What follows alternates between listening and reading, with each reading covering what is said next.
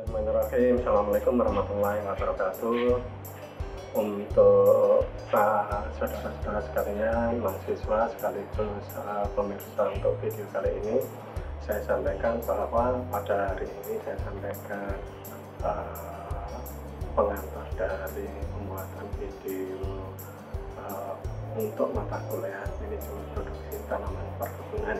Kemudian untuk pengajarnya, di pengajarnya kita bertiga nanti di sebelah kanan yang saya koordinatornya yaitu Amar Subagio, kemudian di sebelah kanan saya itu adalah Bu Herma Maida, kemudian di sebelah kiri kanan saya adalah Ibu Dati Lestari, kalau tidak salah ya nanti. Kemudian untuk materi manajemen produksi tanaman perkebunan ini itu diberikan pada semester 3 ya, pada semester 3 atau semester ganjil, sehingga di sini ada mahasiswa itu mungkin dulunya sudah mengenal budidaya tanaman yang lain. Jadi untuk itu makanya nanti dengan mempelajari manajemen produksi tanaman perkebunan ini, Anda nanti diharapkan itu ya paling tidak mengerti yaitu bagaimana tanaman perkebunan itu diusahakan mulai awal sampai akhir. Belum lagi nanti belum masuk misalnya kalau itu terasering dan sebagainya, itu masuk semuanya itu di perkebunan, pembuatan lubang dan sebagainya itu ada di perkebunan semuanya. Jadi dengan ini kalau Anda mempelajari produksi tanaman perkebunan itu boleh dikatakan secara lengkap ya, itu Anda sudah bisa membudidayakan tanaman keras apapun, itu secara lengkap mulai awal sampai akhir. Itu harapannya. Saya pikir cukup itu saja ya pengantarnya saya, nanti akan dilanjutkan pada waktu di perkuliahan dan dipraktekkan. Baik, saya akhiri. Assalamualaikum warahmatullahi wabarakatuh dan Assalamualaikum warahmatullahi wabarakatuh. Baiklah adik-adik, sampailah pada materi selanjutnya, yaitu tentang produksi tanaman perkebunan kakao. Tanaman kakao atau yang memiliki nama ilmiah Theobroma cacaoel merupakan satu-satunya di antara 22 jenis marga Theobroma suku Sterculiaceae yang diusahakan secara komersil. Tanaman kakao yang ditanam di perkebunan pada umumnya terdiri dari satu, kakao jenis Forastero atau disebut juga dengan Bull Cocoa atau kakao Linda. Yang kedua yaitu jenis Criollo atau disebut juga Fine Cocoa atau kakao mulia. Dan yang ketiga adalah jenis hibrida yang merupakan hasil persilangan antara jenis Forastero dan Criollo. Pada perkebunan-perkebunan besar, biasanya kakao yang dibudidayakan adalah jenis mulia. Morfologi tanaman kakao. Tanaman kakao terdiri dari beberapa bagian, di antaranya yang pertama adalah akar, yang kedua batang, ketiga daun, keempat bunga, kelima buah. Akar tanaman kakao umumnya panjang lurus ke bawah dengan berukuran kira-kira kurang lebih 15 meter dan akar yang ke samping kurang lebih 8 meter. Akar tunggang ini berbentuk kerucut panjang, tumbuh lurus ke bawah, bercabang-cabang banyak dan bercabang-cabang lagi. Warna akarnya umumnya adalah berwarna kecoklatan. Batang. Tinggi batang tanaman kakao beragam, dipengaruhi oleh intensitas naungan dan faktor-faktor tumbuh yang tersedia lainnya. Umumnya tinggi batang tanaman kakao yaitu sekitar 1,8 sampai 3 meter. Dan ini merupakan tinggi tanaman kakao yang berusia kira-kira 3 tahun. Dan biasanya nanti akan mencapai 4,5 sampai 7 meter pada saat berusia kurang lebih 12 tahun. Tanaman kakao bersifat dimorfisme, artinya mempunyai dua bentuk tunas vegetatif, yaitu tunas autotrof atau tunas air atau sering juga disebut dengan wiwilan atau pukon, dan tunas plagiotrof atau yang juga disebut dengan cabang kipas atau fan. Selanjutnya, daun. Bentuk helai daun pada tanaman kakao umumnya berbentuk bulat memanjang, ujung daunnya meruncing, dan pangkal daunnya juga runcing. Susunan daun tulang menyirip dan tulang daun menonjol ke permukaan bawah helai daun. Tepi daunnya rata, daging daun tipis tetapi kuat seperti perkamen. Warna daun yaitu umumnya pada saat dewasa berwarna hijau tua, bergantung pada kultivarnya. Selanjutnya yaitu bunga. Bunga kakao tumbuh dan berkembang dari bekas ketiak daun pada batang dan cabang tanaman kakao. Tempat tumbuh bunga tersebut semakin lama semakin membesar dan menebal atau biasa disebut juga dengan bantalan bunga atau cushion. Selanjutnya adalah buah, di mana warna buah kakao sangat beragam, tetapi pada dasarnya hanya ada dua macam warna. Buah yang ketika muda berwarna hijau atau hijau agak putih, nantinya jika sudah masak atau akan berwarna kuning. Sementara itu apabila buah yang ketika masih muda berwarna merah, nantinya setelah masak akan berwarna jingga atau orange. Cara tumbuh tanaman kakao. Tanaman kakao dapat tumbuh dengan baik pada ketinggian 0 sampai 600 meter di atas permukaan laut. Curah hujan yang optimal untuk pertumbuhan tanaman kakao berkisar antara 1.500 sampai 2.000 mm kubik setiap tahun dengan penyebaran yang merata sepanjang tahun. Suhu yang ideal untuk pertumbuhan tanaman kakao yaitu sekitar 25 sampai 27 derajat Celcius dengan fluktuasi suhu yang tidak terlalu besar. Dan intensitas cahaya yang ideal bagi tanaman kakao yaitu antara 50 sampai 70%. Selanjutnya yaitu terkait perbanyakan tanaman kakao. Tanaman kakao dapat diperbanyak dengan dua cara, yaitu secara vegetatif dan secara generatif. Perbanyakan tanaman kakao secara vegetatif. Perbanyakan tanaman kakao secara vegetatif dapat dilakukan dengan beberapa cara, diantaranya dengan cara sambung, stek, okulasi, atau kultur jaringan. Adapun bahan-bahan yang digunakan untuk perbanyakan secara vegetatif bisa dengan menggunakan akar, batang, cabang, bisa juga dengan daun. Namun sampai saat ini bagian vegetatif tanaman kakao yang banyak digunakan sebagai bahan tanam untuk perbanyakan vegetatif adalah batang atau cabang yang disebut dengan entres atau kayu okulasi. Ciri entres yang baik yaitu tidak terlalu muda dan juga tidak terlalu tua. Ukurannya relatif sama dengan batang bawah, tidak terkena hama dan penyakit, dan masih segar. Baiklah, adik-adik, mari kita coba praktekkan salah satu metode sambung konvensional pada tanaman kakao. Adapun tahapan-tahapannya sebagai berikut. Pertama, siapkan alat dan bahan berupa batang bawah, batang atas atau entres. Upayakan pilih batang atas yang diameternya sama dengan batang bawah.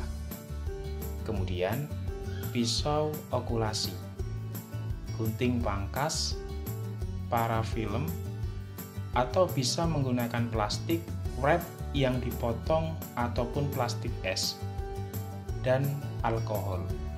Sebelum melakukan proses pemotongan, sebaiknya pisau okulasi disterilkan dulu dengan menggunakan alkohol. Setelah semua alat dan bahan siap, selanjutnya dapat dimulai proses sambung, yaitu diawali dengan memotong batang bawah setinggi 20 sampai 30 cm dari permukaan tanah. Kemudian belah batang bawah sepanjang 2-2,5 cm sehingga terbentuk celah. Entres yang sudah disiapkan dipotong daunnya dan disayat pada kedua sisinya menjadi lancip atau seperti mata kampak dan dapat dimasukkan pada celah batang bawah. Batang atas dimasukkan pada celah batang bawah, kemudian dililit dengan parafilm atau plastik wrap atau plastik es. Kemudian tutup dengan menggunakan sungkup kantong es atau ikat menggunakan tali rafia untuk menjaga kelembapan dan mengurangi penguapan di sekitar sambungan. Letakkan tanaman pada tempat yang teduh dan diberi naungan agar terhindar dari panas matahari langsung. Bibit dipelihara sampai siap tanam di kebun selama 3-6 bulan. Tujuan sambung ini yaitu untuk menghasilkan tanaman jenis baru dengan sifat genetis yang unggul. Oleh karena itu, batang bawah diharapkan menjadi batang yang tahan terhadap penyakit dan kokoh. Sedangkan batang atas merupakan bagian yang memiliki karakter produksi yang diinginkan. Batang bawah biasanya menggunakan tanaman yang berasal dari biji, sehingga memiliki perakaran yang kuat. Teknik sambung pucuk dilakukan dengan membuat celah pada batang bawah dan dimasukkan batang atas atau entres yang memiliki paling tidak 3 mata tunas. Entres ini diambil dari cabang atau ranting yang berasal dari tanaman lain yang memiliki keunggulan genetis. Teknik sambung ini bila dilakukan dengan benar, maka tingkat keberhasilan dapat mencapai 90%. Selanjutnya, perbanyakan tanaman kakao secara generatif.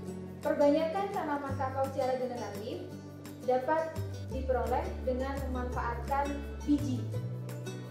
Akan tetapi, biji yang digunakan harus berasal dari biji-biji dari jenis kakao hibrida yang tanaman hibridanya sebaiknya sudah teruji dan memiliki produktivitas tinggi dan tahan terhadap hama penyakit. Untuk cara perbanyakan tanaman kakao secara generatif dengan menggunakan biji, jadi dapat dilakukan dengan cara biji buah kakao diperoleh dengan cara memisahkan biji dari kulit buah dan plasenta buah kakao, di mana umumnya dalam satu buah kakao itu berisi sekitar 30-35 biji. Biji-biji yang sudah dipisahkan dari kulit dan plasentanya kemudian dibersihkan dengan cara dipisahkan dari pulpnya sehingga diperoleh biji bersih. Biji bersih ini nantinya dapat disemai di seed bag atau di bedengan dengan cara meletakkan posisi radikula atau calon akar dari biji diletakkan di bagian bawah dan plumula itu diletakkan di bagian atas. Demikianlah sekilas materi tentang produksi tanaman perkebunan kakao yang dapat saya sampaikan. Semoga dapat bermanfaat dan dapat dipahami oleh adik-adik semua. Terima kasih. Bismillahirrahmanirrahim. Assalamualaikum warahmatullahi wabarakatuh. Baiklah adik-adik, hari ini kita masuk ke materi produksi tanaman perkebunan, yaitu pada komoditas tanaman kopi. Di mana tanaman kopi ini merupakan komoditas yang memegang peranan penting dalam perekonomian Indonesia, di mana komoditas ini diperkirakan menjadi sumber pendapatan utama masyarakat Indonesia kurang lebih dari 1,8 juta keluarga yang sebagian besar melakukan budidaya tanaman kopi. Nah, tanaman kopi ini ditanam di Indonesia terdapat beberapa jenis. Yang paling umum itu terdiri dari kopi Arabica dan kopi Robusta. Nah, adapun budidaya tanaman kopi yang pertama sekali itu adalah pembibitan, di mana bibit tanaman kopi diperoleh melalui teknik perbanyakan tanaman, di mana umumnya tanaman kopi merupakan jenis tanaman yang dapat diperbanyak secara generatif dan vegetatif. Perbanyakan tanaman kopi terdiri dari dua jenis, yaitu perbanyakan tanaman secara generatif dan perbanyakan tanaman secara vegetatif. Yang perbanyakan secara generatif pada tanaman kopi biasanya dilakukan dengan menggunakan biji, di mana syarat biji kopi itu untuk dijadikan benih harus masak fisiologi. Di mana masak fisiologi ini terdiri dari berwarna merah penuh, kemudian sifat-sifat yang unggul, tidak cacat, dan berukuran normal. Selanjutnya, pembibitan kopi melalui perbanyakan secara generatif ini diawali dengan tahapan penyemaian, di mana biji kopi yang sudah dipanen dikupas terlebih dahulu dari kulitnya, kemudian biji yang telah dibersihkan dikering anginkan selama 1-2 hari, setelah itu baru disemai. Umumnya biji kopi akan berkecambah kurang lebih setelah berumur 3-4 minggu pada dataran rendah, sedangkan di dataran tinggi 4-8 minggu baru mulai berkecambah. Tahapan pertumbuhan benih di persemaian digolongkan menjadi dua, yaitu stadium serdadu dan stadium petalan. Di mana stadium serdadu ini kotiledonnya masih belum membuka atau masih tertutup, sedangkan untuk stadium petalan kotiledonnya sudah membuka. Di mana kecambah akan memasuki fase kekebalan itu pada umur 2-3 bulan. Setelah itu baru bisa dipindahkan ke tempat pembibitan. Nah, selanjutnya itu adalah perbanyakan tanaman secara vegetatif, di mana perbanyakan tanaman secara vegetatif ini menggunakan bagian-bagian tertentu dari tanaman seperti daun, batang, pucuk, umbi, dan akar untuk menghasilkan tanaman baru yang sama dengan induknya. Prinsip dari perbanyakan vegetatif ini adalah merangsang tunas adventif yang ada di bagian-bagian tersebut agar berkembang menjadi tanaman sempurna yang memiliki akar, batang, dan daun sekaligus. Nah, adapun kelebihan dari perbanyakan secara vegetatif ini terdiri dari yang pertama, menghasilkan tanaman yang memiliki sifat yang sama dengan induknya, kemudian tanaman lebih cepat berbunga dan berbuah, dapat menggabungkan berbagai sifat yang diinginkan. Nah, dengan perbanyakan secara vegetatif ini, tanaman perkebunan yang tanaman yang belum menghasilkan atau TBM itu memerlukan waktu 3-5 tahun. Nah, dengan perbanyakan secara vegetatif bisa memasuki TM-nya itu bisa lebih cepat dibandingkan tanpa perbanyakan secara vegetatif. Namun, kekurangan dari perbanyakan vegetatif itu membutuhkan pohon induk yang lebih besar dan lebih banyak. Kemudian akar tanaman kurang kokoh, tidak tahan terhadap kekeringan, rentan tertular penyakit yang berasal dari tanaman induk. Kemudian membutuhkan biaya yang lebih mahal. Nah, adapun salah satu contoh dari perbanyakan secara vegetatif itu adalah stek. Untuk tanaman kopi ini kita menggunakan stek pucuk, di mana stek itu merupakan cara perbanyakan tanaman dengan menggunakan sebagian batang, akar, atau daun tanaman untuk ditumbuhkan menjadi tanaman baru. Di mana kelebihan dari stek ini adalah dapat mempercepat produksi. Namun kekurangannya membutuhkan tanaman induk yang lebih maju.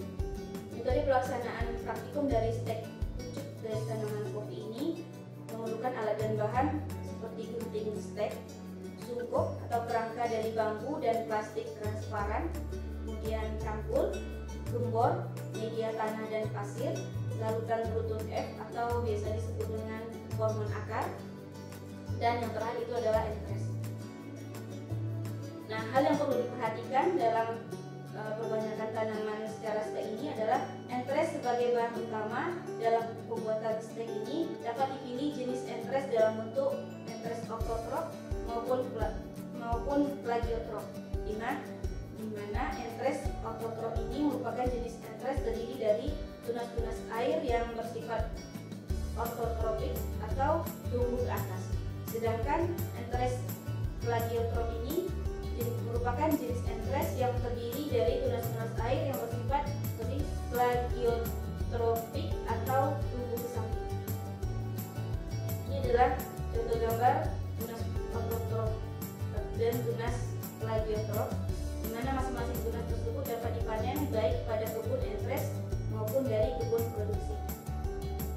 Nah, adapun cara kerja dari praktikumnya adalah yang pertama, entres tersebut dipotong kurang lebih 10-15 cm termasuk dengan bagian tunas airnya. Kemudian bagian bawah entres dipotong serong dan runcing sekitar 1,5 sampai 2 cm dengan tujuan untuk memperbanyak pertumbuhan akar nantinya.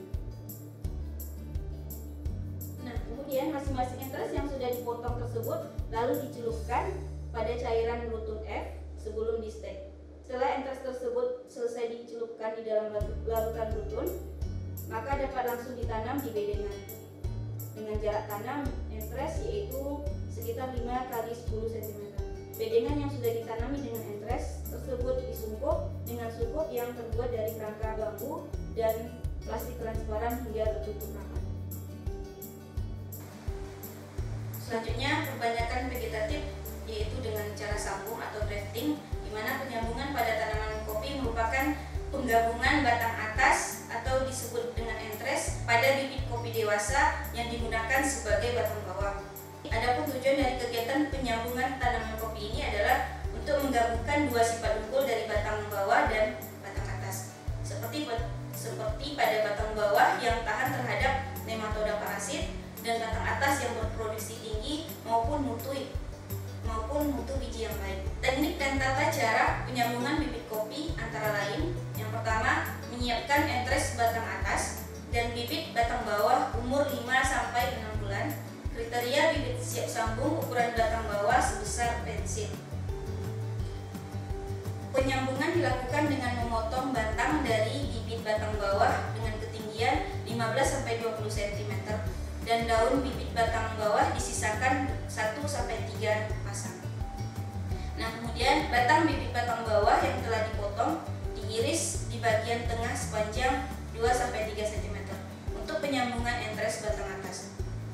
Nah, kemudian entres batang atas diambil dari kebun entres dan dipotong satu ruas, panjangnya lebih kurang 7 cm. Nah, mungkin seperti huruf V. Daun pada entres dihilangkan dan pangkal entres diiris, dua sisi membentuk huruf V. Selanjutnya, penyambungan entres batang atas ke batang bibit batang bawah dan sambungan diikat dengan tali rafia atau plastik, atau bisa juga dengan parafilm grafting. Kemudian sambungan diberi sungkup kantung plastik transparan. Pangkal sungkup diikat agar kelembaban dan penguapan terkendali serta air tidak masuk. Nah, setelah itu pengamatan hasil sambungan dilakukan setelah 2 minggu. Sambungan hidup bila entres masih segar atau hijau, dan bila sambungan mati, entres berwarna hitam dan sungkup dibuka apabila tunas tumbuh yang cukup besar. Kemudian tali ikatan dibuka apabila pertautan telah kokoh dan tali ikatan mulai mengganggu pertumbuhan batang. Baik, setelah pembibitan kita lanjutkan dengan penanaman, di mana kegiatan penanaman ini dimulai dengan pemindahan bibit dari tempat pembibitan ke lahan utama serta memasukkannya ke lubang tanam yang sudah disediakan. Penanaman dapat kita lakukan pada awal musim hujan, pada pagi atau sore hari, dan hindari penanaman pada waktu panas terik, dengan tujuan agar tanaman tidak layu. Jarak tanam bibit kopi, baik yang berasal dari biji ataupun dengan perbanyakan tanaman secara vegetatif, tidak berbeda. Pada umumnya, jarak tanaman kopi robusta adalah 2,5 meter dikali 2,5 meter, sedangkan jarak tanam kopi arabica yaitu 2 meter dikali 2 meter. Nah, setelah penanaman, tentunya kita lakukan pemeliharaan. Dalam pemeliharaan ini yang paling penting adalah pemangkasan. Pemangkasan merupakan salah satu kegiatan budidaya pada tanaman kopi yang harus dilakukan agar tanaman kopi tumbuh dengan sehat dan produktif.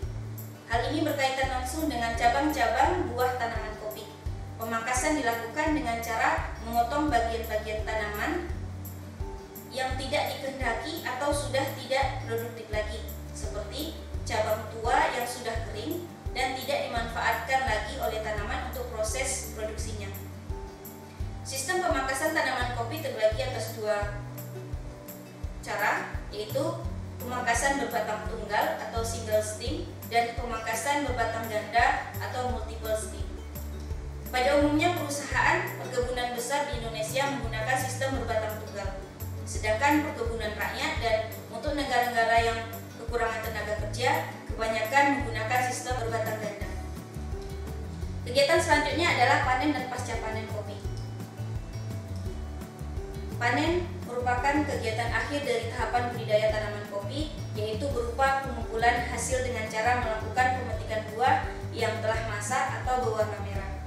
Sedangkan kegiatan pasca panennya merupakan kegiatan setelah panen yang terdiri dari beberapa macam tahapan, mulai dari sortasi buah kopi, pengupasan, fermentasi, pencucian, pengeringan, sortasi biji, pengemasan, penyimpanan, standarisasi mutu, hingga transportasi hasil pengolahan kopi. Baik, demikianlah pemaparan dari saya tentang teknik budidaya tanaman kopi. Mohon maaf atas segala kekurangan. Terima kasih atas segala perhatian. Semoga bermanfaat. Assalamualaikum warahmatullahi wabarakatuh. Sebelum dilakukan penyemaian benih, terlebih dahulu dilakukan seleksi benih kopi yang akan ditanam. Mana pilihlah tanaman induk yang sehat, tahan terhadap serangan hama. Nah, setelah itu dari tanaman terseleksi tersebut, petik buah kopi berwarna merah penuh, mulus dan berukuran normal. Berikut tahap penyemaian benih. Di antaranya adalah: pertama, kupas kulit buahnya, tapi jangan sampai ke kulit tanduk. Selanjutnya, biji dikering anginkan selama 1-2 hari. Jangan dijemur di bawah sinar matahari secara langsung. Setelah itu, buat larikan yang rapi pada media semai yang sudah disiapkan. Jarak tanam 5 cm antar larik dan 3 cm antar baris dalam larikan. Saat dibenamkan, bagian punggung biji kopi menghadap ke atas dan bagian perutnya berada di bawah. Proses penyemaian ini harus rajin dipantau dan siram benih agar benih tumbuh dengan baik. Untuk di dataran rendah, kopi bisa berkecambah 3-4 minggu. Baiklah, demikian sedikit materi tentang produksi tanaman perkebunan, yaitu dengan pokok bahasan kopi dan kakao yang dapat kami sampaikan. Semoga dapat dipahami dan agar adik-adik dapat lebih memahami lagi, berikut kami sampaikan tugas berkaitan dengan 2 pokok bahasan tersebut. Silakan adik-adik buat review tentang cara perbanyakan tanaman kopi dan kakao, baik secara vegetatif dan generatif. Mohon juga ditambahkan berkaitan dengan perkiraan harga-harga alat dan bahan yang dibutuhkan dalam kegiatan pembibitan kopi ataupun pembibitan kakao. Kemudian silahkan diperhitungkan jumlah atau total biaya yang harus dikeluarkan dalam masing-masing kegiatan pembibitan tersebut. Cukup jelas untuk tugasnya? Jadi saya ulangi, silahkan Anda lakukan review tentang cara perbanyakan tanaman kopi ataupun kakao, baik secara vegetatif dan generatif. Selanjutnya, mohon dihitung harga-harga alat dan bahan yang dibutuhkan dalam kegiatan perbanyakan tanaman kopi dan kakao tersebut, sehingga dapat diketahui berapa total biaya yang dibutuhkan dalam kegiatan pembibitan tersebut. Demikian materi pada mata kuliah produksi tanaman perkebunan yang dapat kami sampaikan. Semoga dapat bermanfaat. Sekian dari kami, terima kasih. Wassalamualaikum warahmatullahi wabarakatuh.